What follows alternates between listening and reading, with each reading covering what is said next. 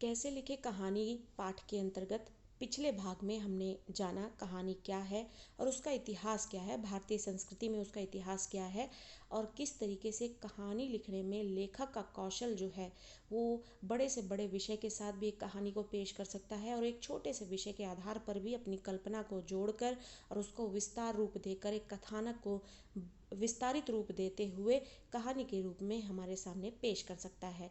तो कथानक बहुत ज़रूरी है कहानी के लिए चाहे वो छोटा ही कथानक क्यों ना हो और चाहे कोई बड़ा ही कथानक क्यों ना हो लेखक के पास। कहानी को कैसे किस तरीके से पहले वास्तविक घटनाओं के आधार पर प्रस्तुत किया जाता था, धीरे धीरे उसमें कल्पना का विस्तार होने लगा और उसके बाद उसमें उद्देश्य को भी आदिकाल में जोड़ दिया गया और कहानी से अंत में हमको क्या शिक्षा मिलती है ये सीखने को मिलने लगा।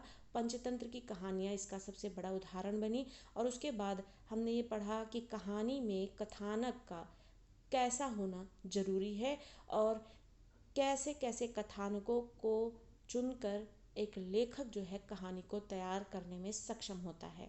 आगे बढ़ते हैं और जानते हैं कि कहानी के लिए और कौन से तत्व हैं जो बहुत ज़रूरी हैं। आमतौर पर कथानक में प्रारंभ होता है, मध्य होता है और अंत होता है। प्रारंभ में जहाँ विषय की जानकारी मिलती है, मध्य जहाँ विषय की गहराई में जानकारी मिलती है और अंत में उसका कॉन्क्लूजन जहाँ मिलता है, उपसंहार आता है, वो देखने को मिलता है।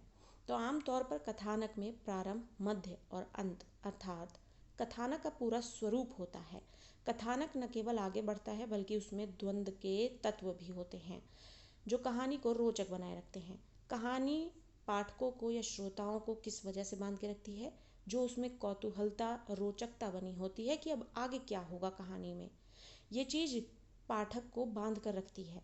जिस तरीके से एक छोटा बच्चे को आप कहानी सुनाओ तो वो पूछते रहते हैं आगे क्या हुआ, आगे क्या हुआ। तो ये कौतूहलता होती है कहानी सुनाने वाले की, लिखने वाले की, कि वो आगे जो घटित होने वाला है उसको किस तरीके से धीरे धीरे उसकी परतों को खोले और सुनने वाला उसको जानने के लिए उत्सुक रहे।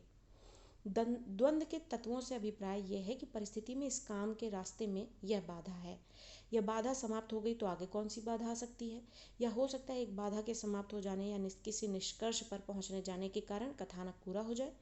कथानक की पूर्णता की शर्त यही होती है कि कहानी नाटकीय ढंग से अपने उद्देश्य को पूरा करने के बाद समाप्त हो। अंत तक कहानी में रोचकता बनी रहनी चाहिए। यह रोचकता द्वंद्व के कारण ही बनी रह पाएगी और आप इसको बड़े ही आसानी से टीवी चैनलों में आने वाले जो धारावाहिक होते हैं उनको देख सकते हैं कि ये कौतूहलता जितनी ज़रूरी होती है उससे ज़्यादा बढ़ा चढ़ा कर किस तरीके से पेश की जाती है उसमें, कि कई बार पाठक जो है बोर हो जाता है और उसी एक विषय को किस तरीके से आगे तक घसीटा जाता है, वो उस चीज़ को आगे देखना नहीं चाहता। और यही तत्व जो है कहानी को लोकप्रिय बनाती है लोगों में, कि उसको द्वंद्व रखा जाए, उसमें कौतूहलता बना के रखी जाए, रोचकता बनाए रखी जाए। धीरे धीरे करके जो रहस्य है उससे पर्दा उठाने का जो तरीका है उसको लंबा ना खींचे, लेकिन परत दर परत जो है उसको धीरे धीरे उस जो रहस्य को है खोलना जरूरी होता है, जिससे कि कहानी भी चलती रहे और पाठक उससे जुड़ा भी रहे। तो द्वंद्व जो है वो बहुत ज़रूरी होता है जो मध्य भाग में हमें कहानी के देखने के मिलता है। प्रारंभ में हमें पता है कहानी का विषय क्या है, धीरे धीरे हमें पता लगता है। मध्य में द्वंद्व बना रहता है जिसमें पाठक और श्रोता जो होता है वो जानना चाहता है कि आगे हुआ क्या, और अंत में हमें ये पता लगता है कि परिणाम क्या हुए और कहानी से शिक्षा क्या मिली। जैसे कि पहले कहा जा चुका है कि हर घटना पात्र समस्या का अपना देश काल यानी परिवेश या फिर माहौल और स्थान का होता है। कथानक का स्वरूप बन जाने के बाद कहानीकार कथानक के देश काल या स्थान को पूरी तरह समझ लेता है, क्योंकि ये कहानी को प्रमाणिक और रोचक बनाने के लिए बहुत जरूरी है। उदाहरण के लिए यदि अस्पताल का कथानक है तो अस्पताल का पूरा परिवेश, ध्वनियाँ, लोग, कार्य व्यापार और लोगों के पारस्परिक संबंध, नित्य घटने वाली घटनाएं आदि का जानना आवश्यक है। यानी अगर हम कहानी में अस्पताल का के विषय में पढ़ रहे हैं तो अस्पताल का अगर परिवेश देखने को नहीं मिलेगा तो कहानी से पाठक अपने आप को जोड़ नहीं पाएगा, क्योंकि उसमें अस्पताल का परिवेश देखने को ही नहीं मिलेगा। तो पाठक जो है वो समझेगा कि इसमें निरा जो कल्पना ही सिर्फ इसमें रखी गई है, इस कहानी में वास्तविकता से भी इसका थोड़ा सा भी कोई लेना देना नहीं है। तो देश काल यानी कि कौन से माहौल की चर्चा चल रही है, उस माहौल को भी दिखाना बताना पड़ता है, जिसे देश काल कहा जाता है, जो कि एक प्रमुख तत्व भी होता है। जैसे कि कहानी के लिए कथानक जरूरी है, जिसमें प्रारंभ होता है, मध्य होता है और अंत होता है। फिर पात्र होते हैं जरूरी, और उसके बाद देश काल यानी माहौल जो है बताया जा रहा है जहाँ का, वो कहानी के साथ साथ चलना चाहिए। तो जरूरी तत्व हैं जो कहानी को बनाए रखते हैं। रोचकता का होना बहुत जरूरी है, जो पाठक को बांध कर रखे और वो जानना चाहे कि आगे क्या होने वाला है कहानी में। लेखक जब अपने कथानक के आधार पर कहानी को विस्तार देता है तो उसमें इन सब जानकारियों की बहुत आवश्यकता होती है।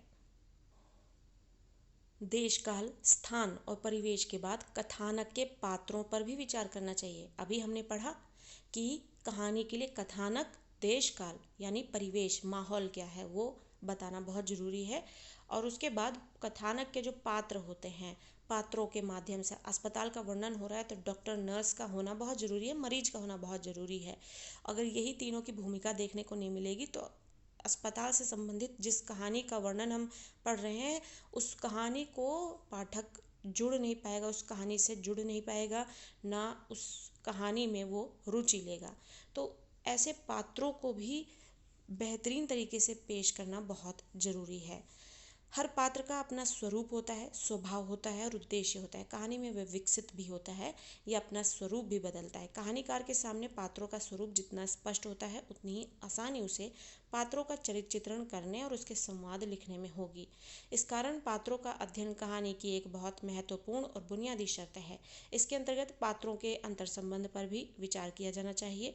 कौन से पात्र की किस किस परिस्थिति में क्या प्रतिक्रिया होगी, यह भी कहानीकार को पता होना चाहिए। दरअसल कहानीकार और उसके पात्रों के साथ निकटतम संबंध स्थापित होना चाहिए। मान लीजिए कि जब यहाँ पर हमें एक डॉक्टर, नर्स और मरीज का वर्णन जब पेश किया जा रहा है, अस्पताल की कहानी से संबंधित कहानी है, तो डॉक्टर के डायलॉग कैसे होते हैं, वो अपने पात्र को का जो वर्णन है वो अपने संवादों के माध्यम से ही एक पात्र जो है यानी कि जो एक कैरेक्टर है वो अपने आप को सामने ला पाएगा उभार कर, ताकि लोग जान पाए कि हाँ ये एक बेहतरीन डॉक्टर है।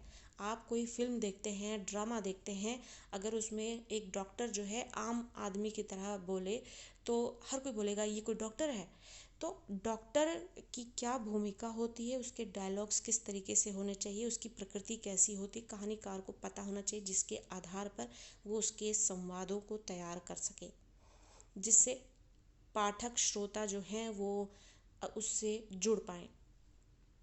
पात्रों का चरित्र चित्रण करने अर्थात कहानी में कथानक की आवश्यकता के अनुसार अधिक से अधिक प्रभावशाली ढंग से लाने के कई तरीके हैं।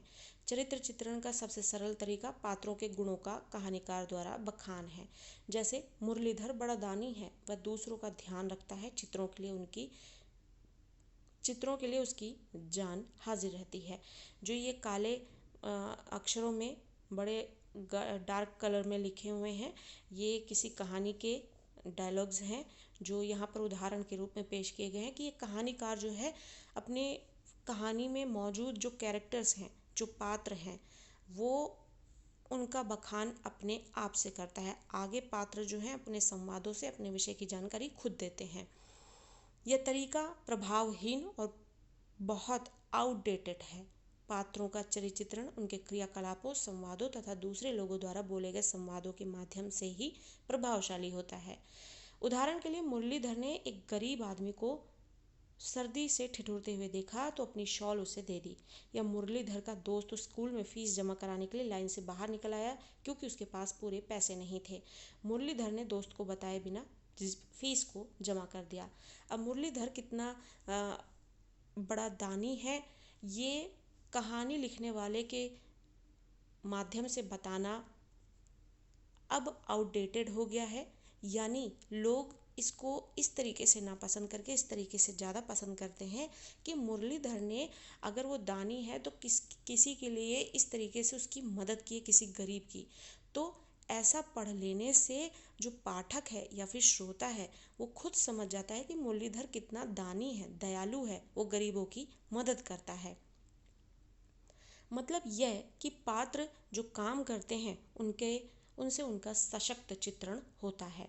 यानी पात्र जो अपना व्यवहार करते हुए दिखाएंगे कहानी में, जो कार्य करेंगे, लोग पढ़कर या सुनकर ही उसके जो चरित्र को है समझ जाएंगे, बजाय कि डायरेक्ट उसको कहानीकार द्वारा सुनने से कि मुरलीधर बहुत दानी है, ऐसा है वैसा है, या फिर उसका जो व्यवहार है वो इतना बेहतरीन है।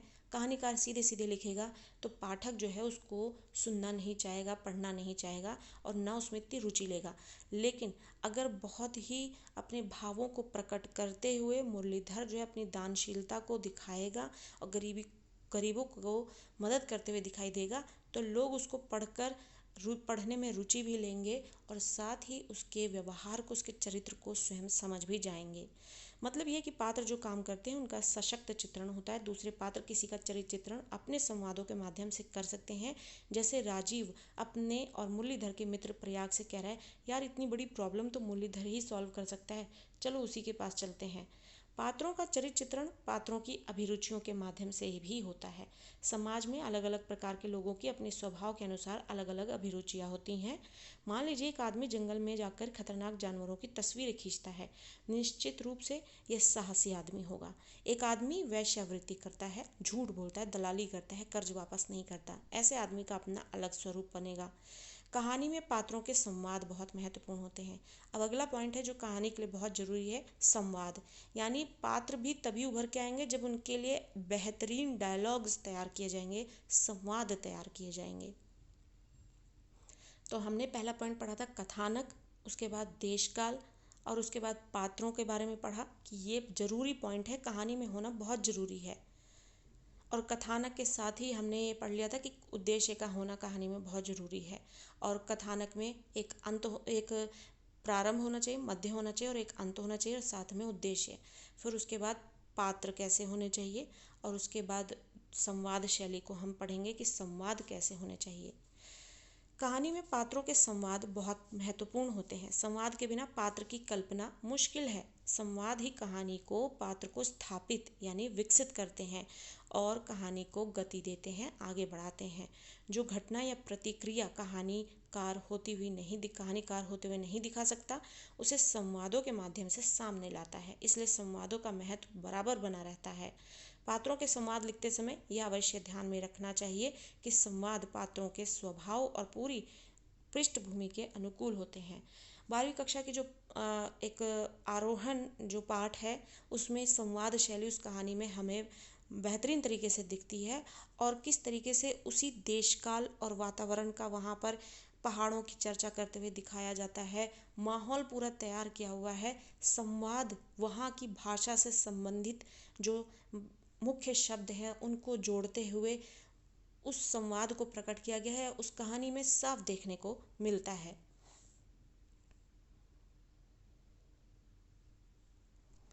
वह उसके विश्वासों, आदर्शों तथा स्थितियों के भी अनुकूल होने चाहिए। संवाद लिखते समय लेखक गायब हो जाता है और पात्र स्वयं संवाद बोलने लगते हैं। उदाहरण के लिए किसी मजदूर के संवाद ऐसे होने चाहिए कि केवल संवाद सुनकर ही श्रोता को पता चल जाए कि कौन बोल रहा है, यह आदमी क्या करता है, इसकी पृष्ठभूमि क्या है, आदि आदि। संवाद छोटे, स्वाभाविक और उद्देश्य के प्रति सीधे लक्षित होने चाहिए। संवादों का अनावश्यक विस्तार बहुत सी जटिलताएं यानी परेशानियां पैदा कर देता है और कहानी में झोल आ जाता है। कथानक के अनुसार कहानी चरम उत्कर्ष अर्थात क्लाइमेक्स की ओर बढ़ती है। चरम उत्कर्ष का चित्रण बहुत ध्यानपूर्वक करना चाहिए क्योंकि भावों या पात्रों के अतिरिक्त अभिव्यक्ति चरम उत्कर्ष के प्रभाव को कम कर सकती है। कहानीकार की प्रतिबद्धता या उद्देश्य की पूर्ति के प्रति अतिरिक्त आग्रह कहानी को भाषण में बदल सकते हैं। सर्वोत्तम यह होता है कि चरम उत्कर्ष पाठक को स्वयं सोचने और लेखकीय पक्षधर की ओर आने के लिए प्रेरित करें, लेकिन पाठक को यह भी लगे कि उसे स्वतंत्रता दी गई है और उससे जो निर्णय निकाले वे उसके अपने हैं। पहले भी संकेत दिया गया है कि कथानक के बुनियादी तत्वों में द्वंद्व का महत्व बहुत अधिक है। यानी कथानक में द्वंद्व जो कि हमें कथानक के मध्य भाग में देखने को मिलता है कहानी के, द्वंद्व ही कथानक को आगे बढ़ाता है। उदाहरण के लिए अगर दो आदमी किसी बात पर सहमत हैं तो उनके बीच कोई द्वंद्व ही नहीं है और बातचीत आमतौर से आगे बढ़ नहीं सकती। लेकिन असहमति है तो बातचीत सरलता से आगे बढ़ेगी। कहानी में द्वंद्व तो दो विरोधी तत्वों का टकराव या किसी की खोज में आने वाली बाधाओं, अंतर्द्वंद आदि के कारण पैदा होता है।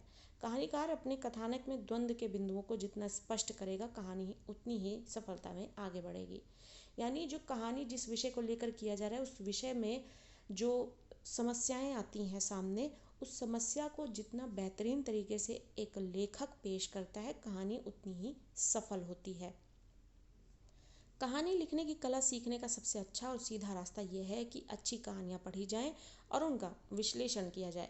कहानी लेखन सिखाने की प्रक्रिया में सबसे अधिक कारगर माध्यम होगा कि अच्छी कहानियाँ पढ़ी जाएं। और अच्छी कहानियों का जो विशाल भंडार है वो हिंदी साहित्य में अपार देखने को मिलता है। और साथ ही 12वीं कक्षा की जो पाठ्य पुस्तक है उसमें भी कई कहानियाँ ऐसी जोड़ी गई हैं जिनको रुचि के साथ पढ़ा जा सकता है और उनसे सीखा भी जा सकता है। और उनमें ये सारे पॉइंट जो हमने इस पाठ में सीखे कि एक कहानी को बेहतरीन तरीके से लिखने, पेश करने और पाठक को, श्रोताओं को बांध कर रखने के लिए जो जो बिंदु हमें ध्यान में रखने चाहिए, वो सब अगर हम उनको पढ़ते हुए ध्यान से देखें तो वो कहानियों में वो सारे बिंदु देखने को मिलेंगे, जिसकी वजह से वो कहानियाँ इतनी प्रसिद्ध हुई हैं कि वो हमारे पाठ्यक्रम में जुड़ी हैं।